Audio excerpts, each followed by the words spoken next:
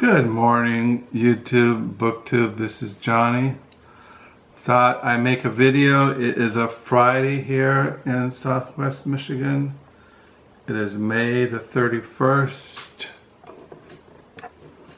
And it is 8:29 in the morning. Yeah, it's the last day of May 2024. We are going into the 6th month of the year, halfway through the year 2024. And I already have my June diary. It's going to be red this month, June 2024. Got my calendar already. Yeah. It says here, Carol leaves for the Gospel Coalition Conference on the 20th and comes back the 22nd. Our son Josiah and his wife Hannah and the two girls Marika and Lilia come on the 27th of June. And then our daughter Beth and Andy, her husband and her 4 kids, Louisa, Margaret, Jack, and Nora Jean would be here on the 28th. So it'd be a busy month. Well, a little bit not so much normal for me since my days are pretty quiet. So yeah, I have the June diary ready. And tonight I'll put down into the lower level in a plastic container May 2024. This morning I'm on page 470 for the year 2024. I just keep writing away, just keep writing it all down. And so that's my diary. This morning, what I'm going to do, this is a Friday Reads. And first I thought what I do is, show you, and I've repeated myself over and over again in these videos. I'm a slow reader, I'm a contemplative reader, lecto divia. I read slowly, I read a lot of books at one time because I'm a mood reader. Sometimes I'm in the mood for, well, throughout the day I get into certain moods where mental states, intellectual states, spiritual states, and like in the mornings, since I'm waking up, I like to read my Christian books since I'm a Christian. People might not call themselves Christian or call themselves Muslim or call themselves a practitioner of some kind of spiritual practice, but everybody is something. You can't be without a label. You might say, well, I'm not a Christian, I'm agnostic, or I don't believe in God, I'm an atheist. I don't believe in anything, I'm a pagan, I practice witchcraft. I'm something. Maybe I'm a librarian, or I'm a plumber. Or everybody has an identity. Everybody really embraces some kind of philosophical system. They might not know how to articulate it, but everybody has a world and life view. Everybody has a set of values. Everybody has a conception of what reality is. They might not know how to articulate it or put it into some kind of philosophical or metaphysical language, but everybody does. And I often think about that because I'm surrounded by people who have different conceptions of reality.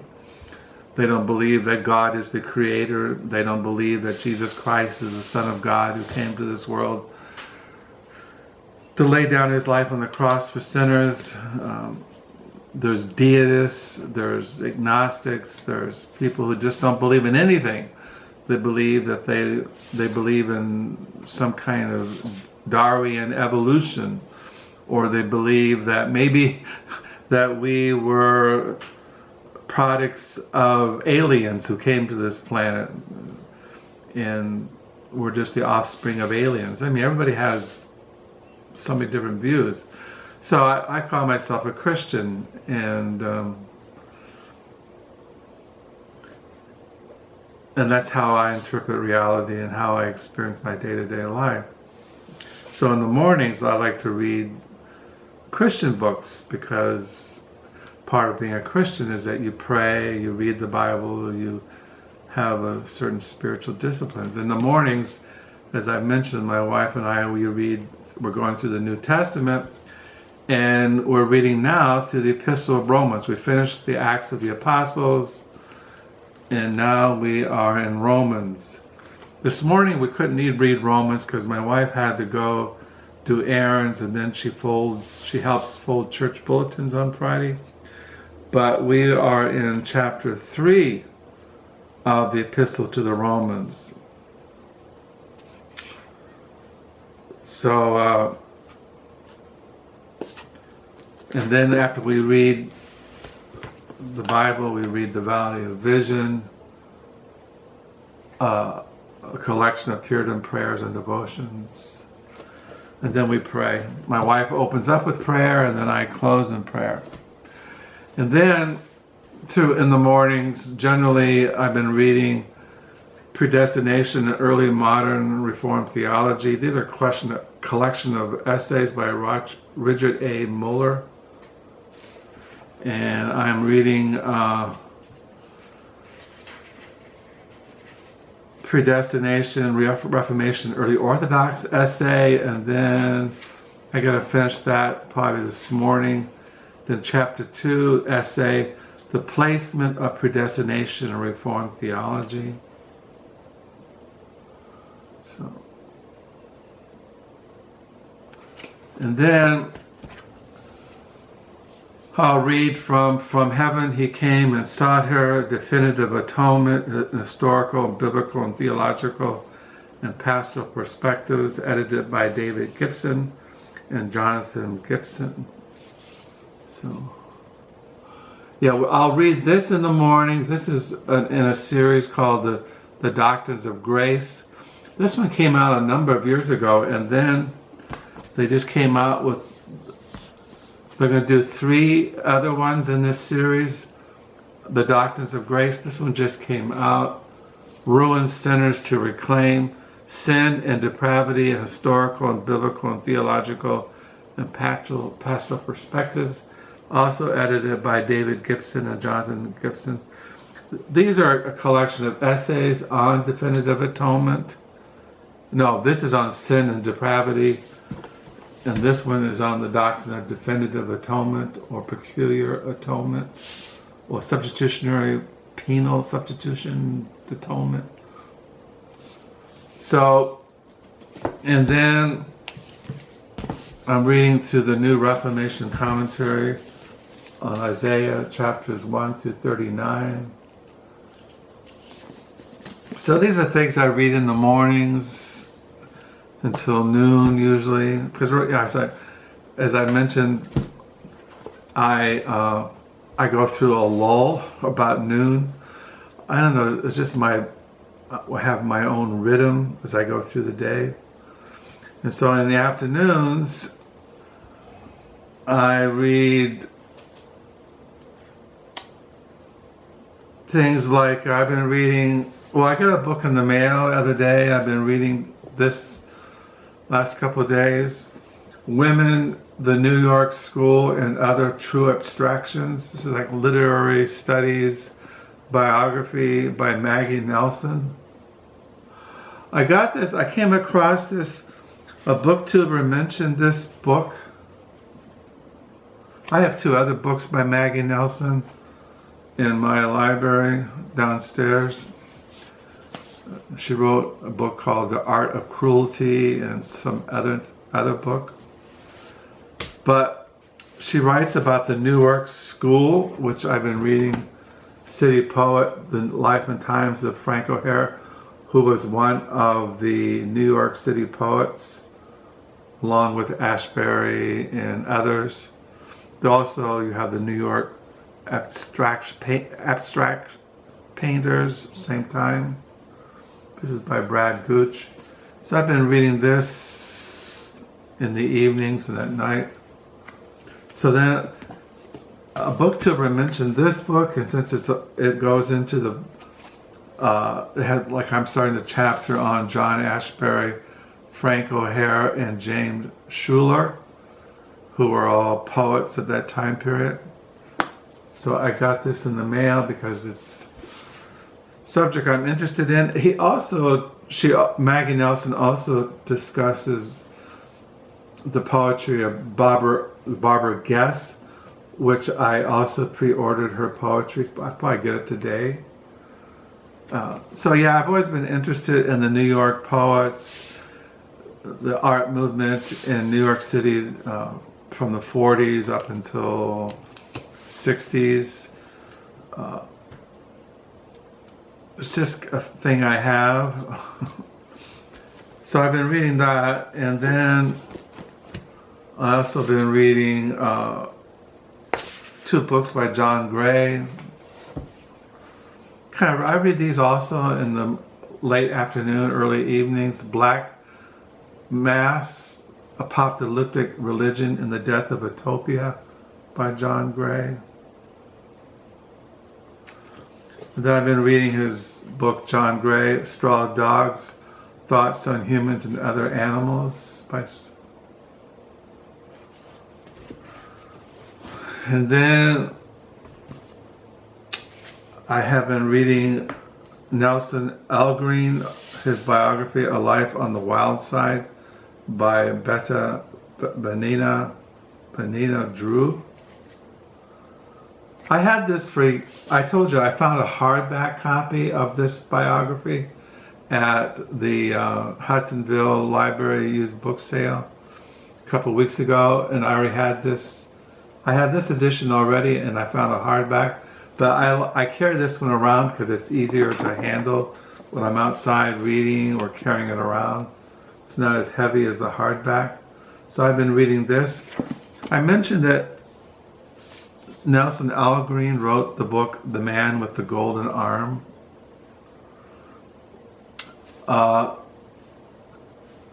It says here in the back of this, Nelson Algreen's devastating novel of that savage, subterranean world of gamblers, junkies, alcoholics, prostitutes, thieves, and degenerate remains unsurpassed as an authentic portrait of human depravity. See, we have human depravity. I've been reading on the doctrine of human depravity, which is a biblical doctrine that man is totally sinful and only can be saved by God's grace, but he kind of writes about it here in Nelson Algreen. Only a master like Algreen could create such a compassionate and dramatic novel of so daring a theme as a man's struggle against dope addiction. The Man with the Golden Arm, the bestseller on which Otto Preminger based his magnificent motion picture, is a true novelist's triumph. Yeah, in the novel, I think the actor who plays the addict was Frank Sinatra. At first I thought it was Sammy Davis Jr., but I think it was Frank Sinatra, The Man with the Golden Arm. He also wrote a novel called On the Wild Side. And he wrote other novels.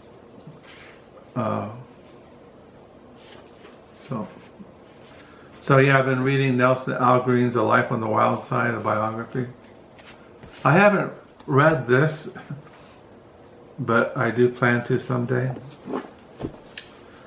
And then I've been reading Boredom by Alberto Moreno, translated out of Italian by Angus Davison. It says here, back here, Boredom, the story of a failed artist and pampered son of a rich family who becomes dangerously attached to a young model, examines the complex relations between money, sex, and imperiled masculinity. Dino is approaching middle age and he is consumed with boredom, not just a lack of interest in life, but a feeling of profound disconnection with the world at large. A painter, he has given up his art to live from day to day. Then he meets Cecilia, a beautiful, unabashedly sexual, strangely impassive teenage model who becomes his mistress. But as she eludes his increasingly frantic efforts to take control of her body and mind, even to buy her if necessary, his own life spins dangerously and out of control. Yeah, I've been enjoying reading this. I recommend it. And then I've been reading Obscene Bird of Night by Jose D'Anzio. This has been translated from Spanish by Hardy St. Martin, Leonard Mades, and Maggie McDonald. The Obscene Bird of Night. This is very surrealistic, very kind of bizarre, but I have been enjoying reading it. And then I'll be reading through the month of June. You might call this Friday Reads, but also what I'll be continuing to read in the month of June. This is Harry Crews, A Childhood, the Biography of a Place by Harry Crews. It says here in the back, Harry Crews grew up as the son of a sharecropper in Georgia at a time when the rest of the country was just beginning to feel the real hurt of the Great Depression. But it had been living in Bacon County for years. Yet what he conveys in this moving, brutal autobiography of his first 6 years of life is an elegant sense of community and roots in a rural South that had rarely been represented in this way before. Interweaving his own memories, including the bout with polio and a fascination with the Sears Roebuck catalog with the tales of relatives and friends, he recreates a childhood of tenderness in violence, comedy, and tragedy. So I've been reading this, and then I'm still plowing through this 1,000-page experimental novel, Miss Mackintosh, My Darling. Yeah, what I do in the evenings around 7, I come here into the dining room and I read at least 10, 15 pages, and I'm on page 727. I try to read at least 10, 15 pages, and I'm on page 727, and it has 1,319 pages. But I'm slowly reading it, and I do recommend it, but it takes perseverance. But I'm a slow reader. I like to read these kinds of books. So I've been reading Mrs. Mackintosh, My Darling by Margaret Young, Harry Crews, A Childhood, The Biography of a Place, Obscene Bird of Night by Jose D'Anzio. I'll be reading these through June. Boredom by Alberto Moreno. And I'll be reading Nelson Algreen, A Life on the Wild Side. I like reading biographies. I like reading all kinds of books, but I like biographies. I like books like Black Mass, Apocalyptic Religion, Death of Utopia. I kind of read this in the late afternoons, early evenings. I like reading another biography, City Poet, A Life in Times of Frank O'Hare. Book like Literary Studies, biography by Maggie Nelson, Women, the New York School, and Other True Abstractions.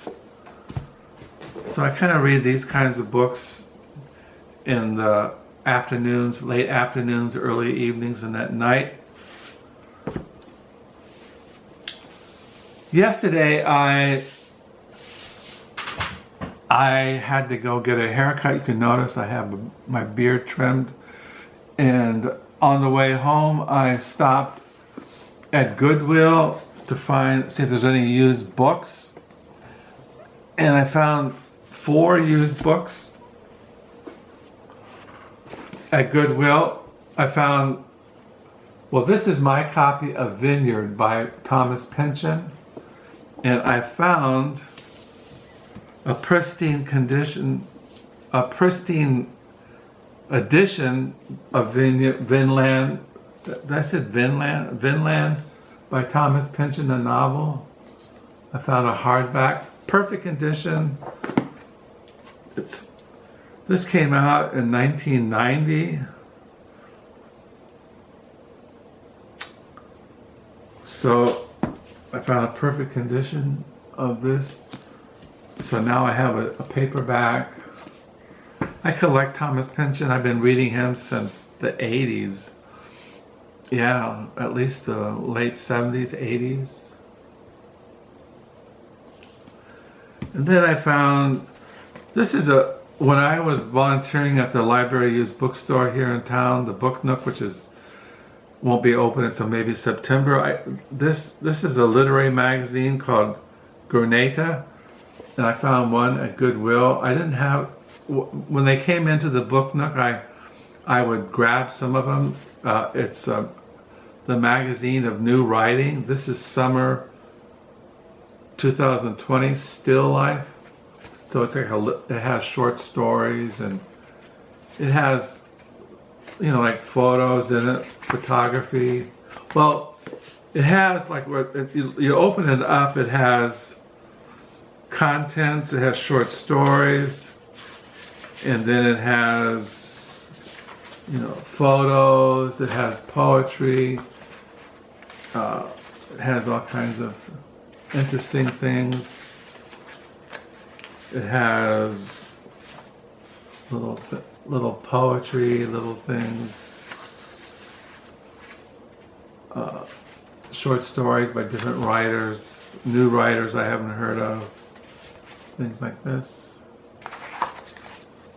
And then I found at Goodwill I collect books on the atomic bomb, the hydrogen bomb, how the atomic bomb affected history, and I found this one, Countdown to 1945, The Extraordinary Story of the Atomic Bomb in 116 Days That Changed the World by Chris Wallace. And then I found this biography on Malcolm X, The Dead Arising, The Life of Malcolm X by Les Payne and Telmore Payne. I've always been interested in Malcolm X. I had in my library his biography of Malcolm X.